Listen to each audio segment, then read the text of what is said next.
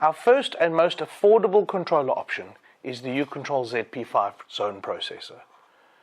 This can control up to 5 IR devices and a range of IP devices and smart lighting and window treatment systems.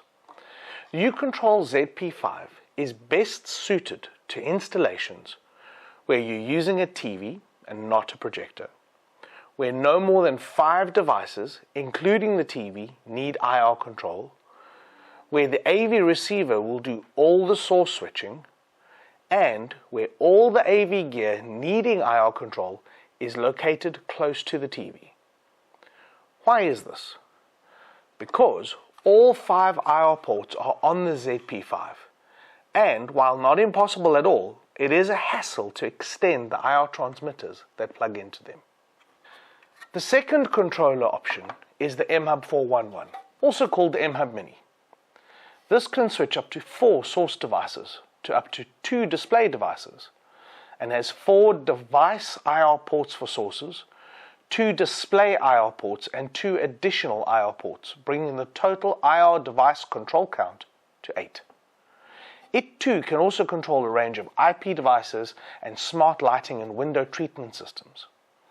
The MHUB 411 is best suited to installations that use a projector and or where the AV equipment is located away from the TV and or projector, where you have no more than 4 source devices, or where you might not be using an AV receiver at all.